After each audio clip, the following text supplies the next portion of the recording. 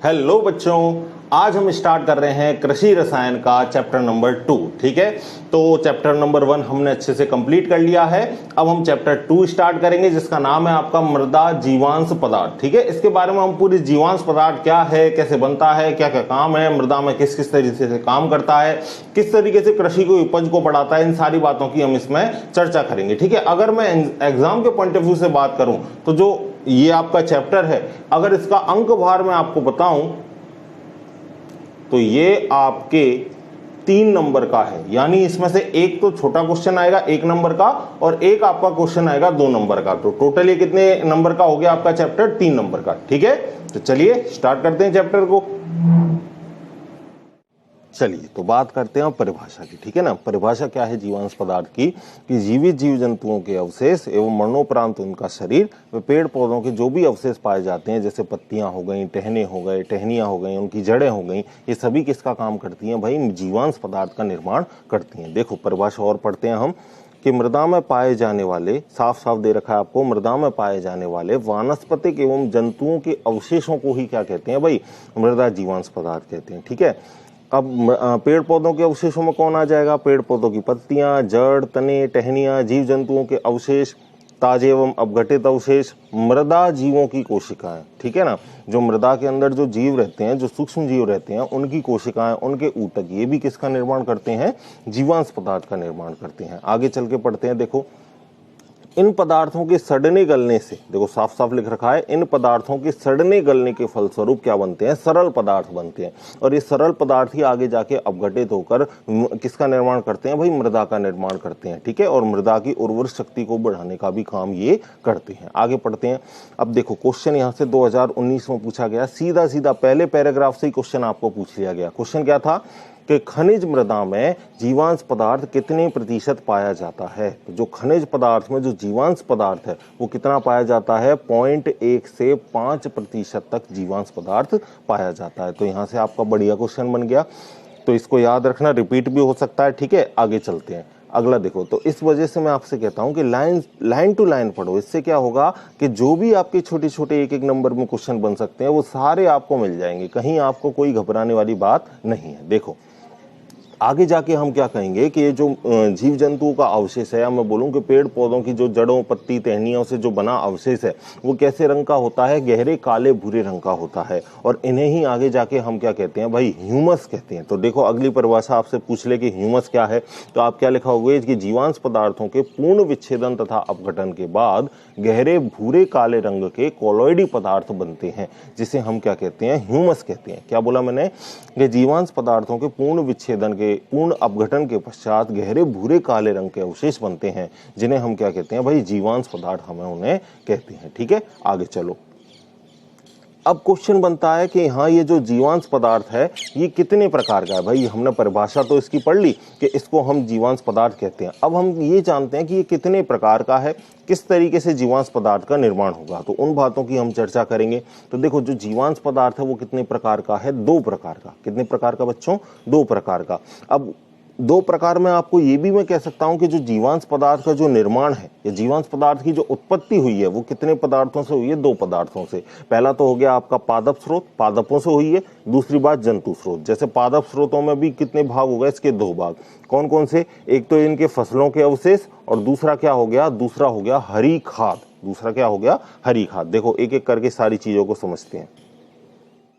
समझना भाई, पहले पॉइंट को समझना। ठीक है, तो जो पादप स्रोत है उसको कितने भागों में बांटा? 2 भागों में।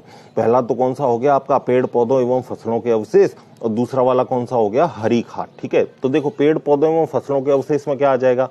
पेड़ पौधों की आपकी क्या आ जाएंगी? पत्तियां आ जाएंगी, उनकी कोमल कोमल टहनियां आ जाएंगी, ठीक है, उनकी जड़ें आ जाएंगी, ठीक है, इत्यादि। कहने का मतलब पूरा जो पेड़ का जो आपका ओवरऑल एक भाग है, उनसे अगर आपके जीवांश पदार्थ का निर्माण होगा तो वो सभी किसके अंतर्गत आ जाएंगे? पेड़ पौधों एवं फसलों के अवशेषों के अंतर्गत आ जाएंगे। ठीक है, तो फसलों के काटने के उपरांत भी इनके क्या बच जाते हैं? जमीन के अंदर इनके डंठल बच जाते हैं ना, जड़ों वाले डंठल बच जाते हैं। फिर हम क्या करते हैं? उनको इकट्ठा करके या तो जलाते हैं या उनको मिट्टी के अंदर गड्ढा करके क्या कर देते हैं? दबा देते हैं। तो वो आगे जाके किसका निर्माण करते हैं भाई? जीवांश पदार्थ का निर्माण करते हैं। ठीक है, और ये जीवांश पदार्थ पौधों को उर्वर शक्ति प्रदान करता है, क्योंकि इनमें पोषक तत्वों की मात्रा अच्छी होती है। तो पोषक तत्वों की मात्रा अच्छी होगी तो पेड़ पौधों की वृद्धि भी अच्छे से होगी, ठीक है ना। तो इस वजह से ये जो जीवांश पदार्थ हैं ये पेड़ पौधों के लिए बहुत ही इंपॉर्टेंट है। क्यों? क्योंकि इनमें पोषक तत्वों की मात्रा ज्यादा होती है, विभिन्न कई तरीके के पोषक पदार्थ इनमें सम्मिलित होते हैं, जिस वजह से ये पौधे की उर्वर शक्ति को बढ़ाते हैं,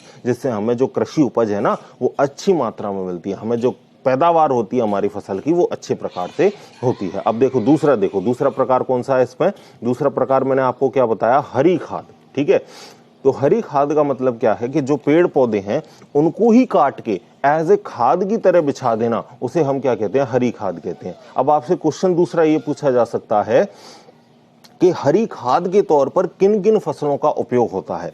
तो आप क्या लिखोगे कि हरी खाद के तौर पर सनई, ढैंचा, मूंगा, या मूंग भी आप इसको कह सकते हो, सनई, ढैंचा, मूंग, इन फसलों का क्या होता है भाई? हरी खाद के तौर पर इनका उपयोग होता है। यानी इन पौधों को क्या करते हैं? हम काटते हैं और काट कर इनको हम जुताई करके खेतों में खाद की तरह बिछा देते हैं। और इन पौधों में पोषक तत्वों की मात्रा अच्छी होती है, जो मिट्टी की उर्वर शक्ति को क्या कर देती है? बढ़ा देती है, और हमें कृषि उपज अच्छे से प्राप्त होती है। तो पहला क्वेश्चन आपको ये बन गया कि जो जीवांश पदार्थ के स्रोत हैं वो कितने हैं? तो आप आंसर दोगे 2। पहला हो गया जंतु स्रोत, दूसरा हो गया पादप स्रोत। पादप स्रोतों के कितने भाग हैं? 2, कि पेड़ पौधे एवं फसलों के अवशेष, और दूसरा क्या हो गया? हरी खाद। अब हरी खाद में भी आपको क्वेश्चन बन सकता है कि पेड़ पौधों में आपको क्या बोले? जीवांश पदार्थों में हरी खाद के तौर पर किन किन पौधों का उपयोग किया जाता है? तो आप दोगे सनई, ढैंचा या मूंग। इन तीनों में से कोई भी आप आंसर दे सकते हो, या तीनों को भी आप उदाहरणों में लिख सकते हो। अब दूसरी बात आपको क्या याद रखनी है? जंतु स्रोत। तो देखो पहले जंतु स्रोत में पढ़ते हैं,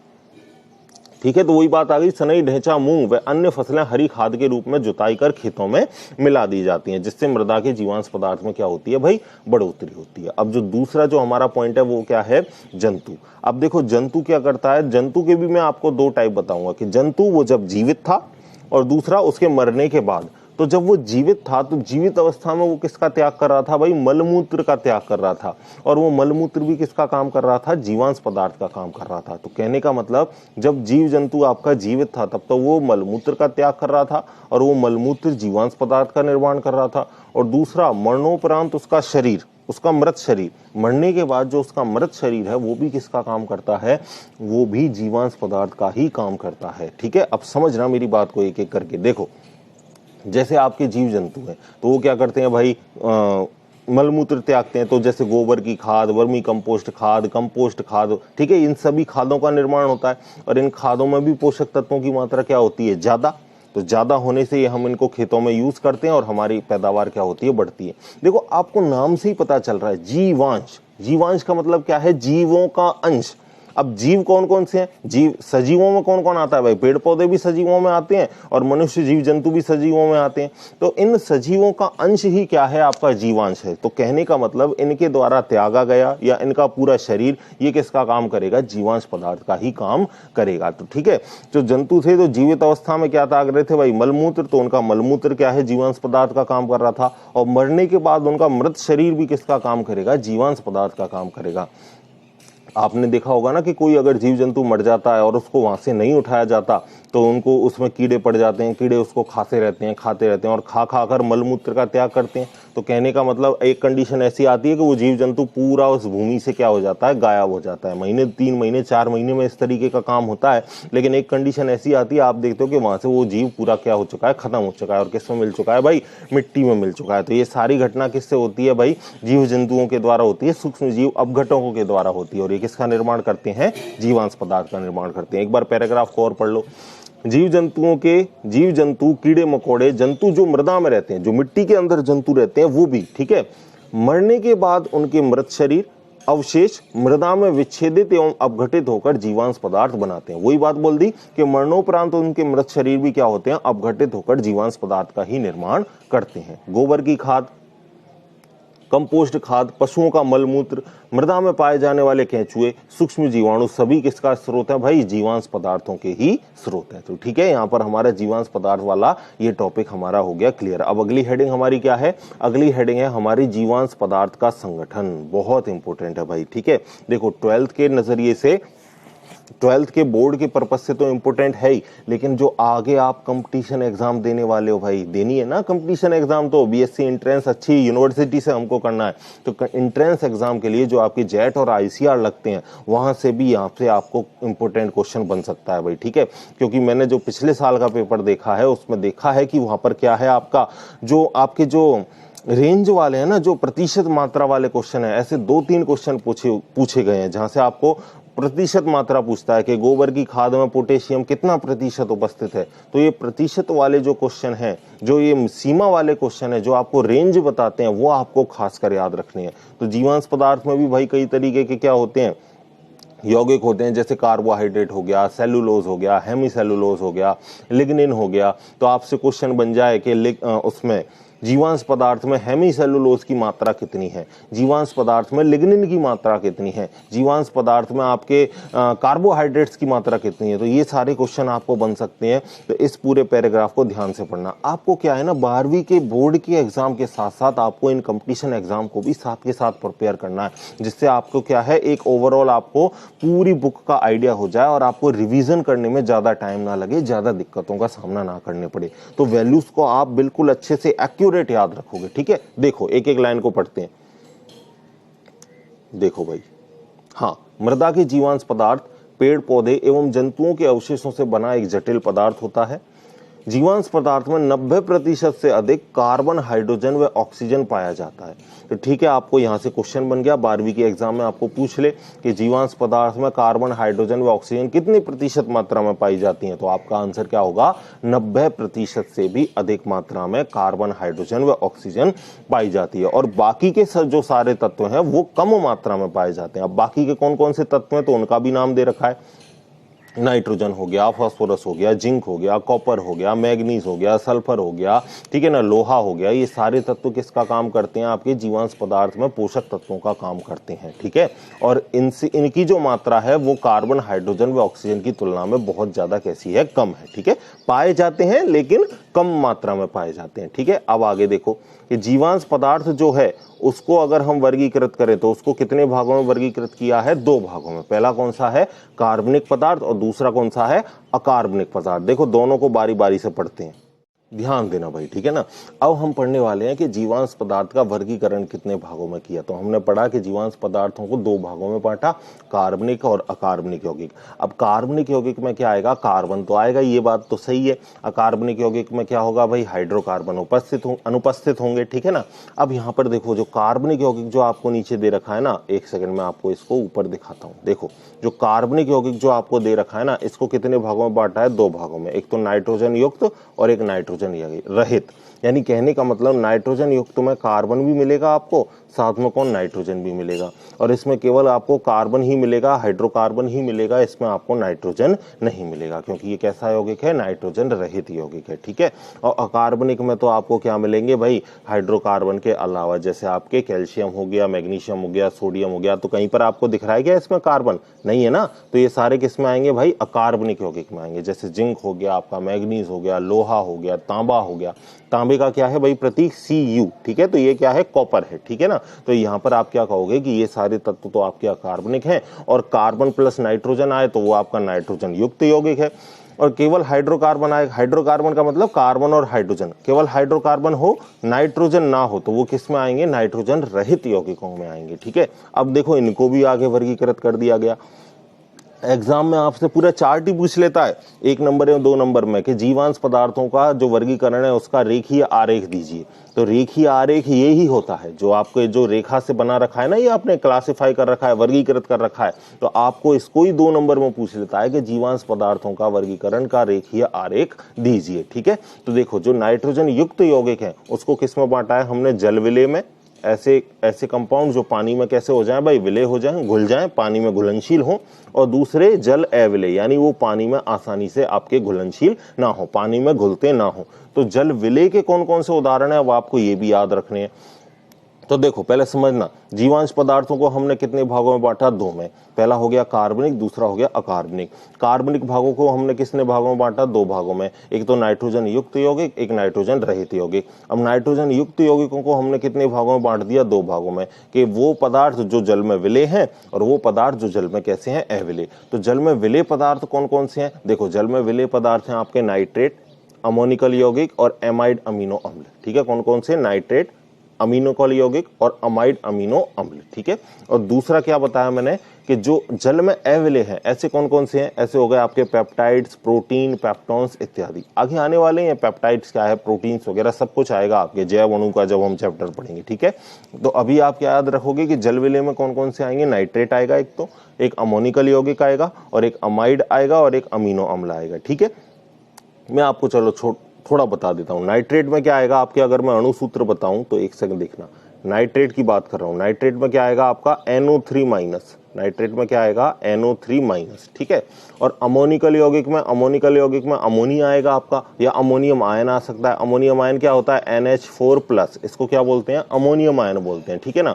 अमाइड में क्या होगा, अमाइड में होगा CONH2, ये होगा आपका किसमें, अमाइड में। अमाइड का बढ़िया एग्जाम्पल है आपका यूरिया। यूरिया में भी कौन सा समूह होता है भाई, अमाइड समूह होता है। और एमिनो अम्ल दे रखा है, तो एमिनो अम्ल में क्या आएगा, एमिनो समूह आएगा जो मैंने अभी अभी आपको बताया, और आपको अम्ल मिलेगा। अम्ल में भी कौन सा, कार्बोक्सिलिक अम्ल। अम्ल में भी कौन सा मिलेगा भाई, कार्बोक्सिलिक अम्ल। और कार्बोक्सिलिक अम्ल क्या होता है, COOH। ठीक है, तो मैंने बस जस्ट आपको थोड़ा सा आइडिया दिया है, आपको तो केवल क्या याद रखना है, नाम याद रखना है। तो जल विलेय में कौन कौन से हो गए, नाइट्रेट, नाइट्रेट के बाद अमोनिकल यौगिक, और अमोनिकल यौगिक के बाद अमाइड, और अमाइड के बाद एमिनो अम्ल। और जल अविलेय में कौन कौन से हो गए, तो जल अविलेय में हो गए आपके देखो पेप्टाइड्स हो गए, प्रोटीन्स हो गए और पेप्टॉन्स हो गए। ठीक है, तो आपके 4 तो यहाँ पे थे और 3 आपके यौगिक यहाँ पर हैं। ठीक है, तो दोनों को याद रखोगे।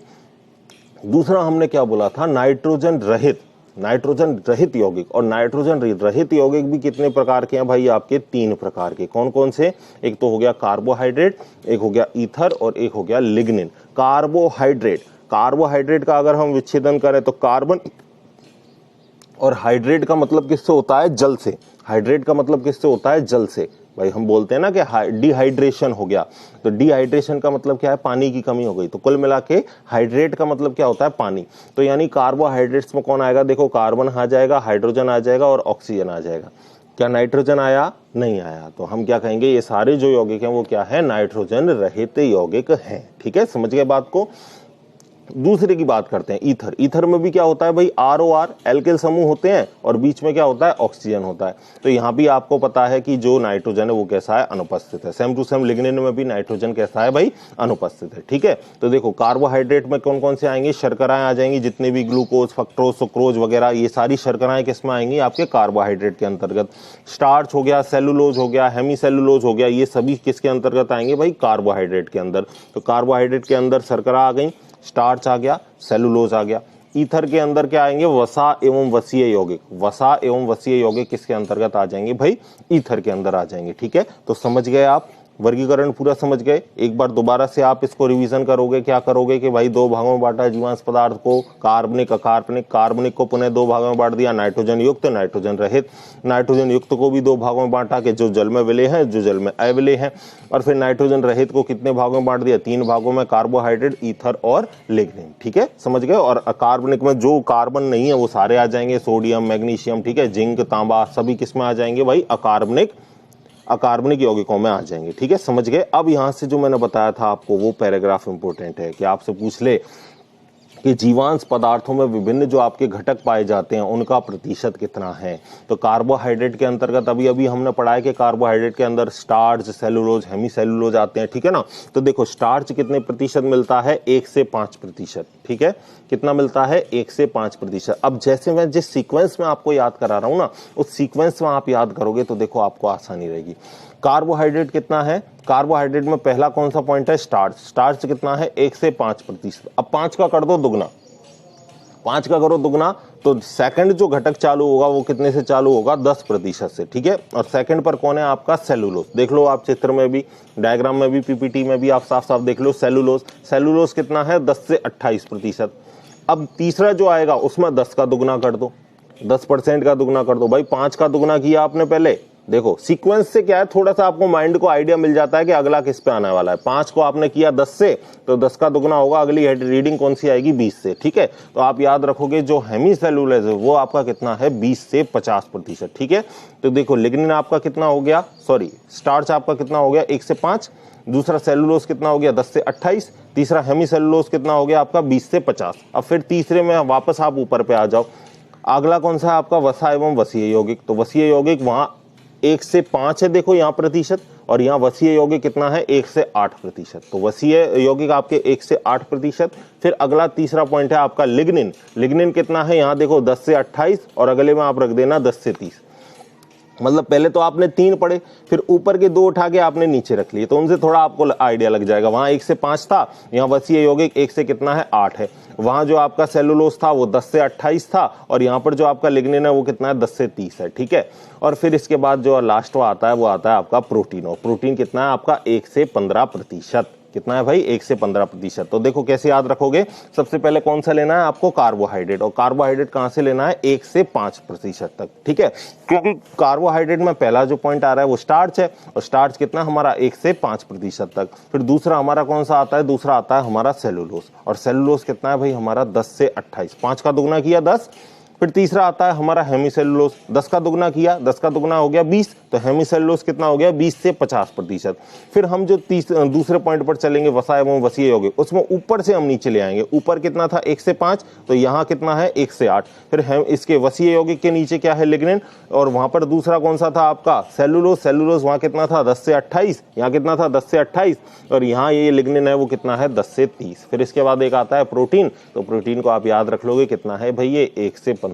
यानी जो 1 से स्टार्ट होने वाली जो रीडिंग है वो कितनी है 3 रीडिंग है ना भाई 1 से स्टार्ट होने वाली। पहला तो स्टार्च 1 से स्टार्ट हो रहा है, वसीय यौगिक 1 से स्टार्ट हो रहे हैं, और प्रोटीन भी किससे स्टार्ट हो रहा है 1 से स्टार्ट हो रहा है। तो इनके प्रतिशत संगठन याद रखोगे आप, एग्जाम में आपको एज इट इज पूछेगा 1 नंबर में कि जो जीवांश पदार्थ है उसमें वसीय यौगिक की प्रतिशत मात्रा कितनी है। तो आपके बोर्ड के पर्पज से और आपके कंपटीशन प्रतियोगी की परीक्षाओं के पर्पज से भी ये जो क्लास है वो बहुत इंपॉर्टेंट है, ठीक है। तो आज के लिए इतना ही सफिशियंट है, अच्छे से धीरे धीरे पढ़ेंगे, कोई जल्दबाजी नहीं है, आराम से एक एक पॉइंट पर भरपूर हम टाइम देंगे, भरपूर हम समय देंगे, और एक एक टॉपिक्स को आराम से क्लियर करते हुए हम चलेंगे, ठीक है। तो मिलते हैं इसी तरीके की अगली वीडियो में, तब तक पढ़ते रहिए, खुश रहिए, धन्यवाद।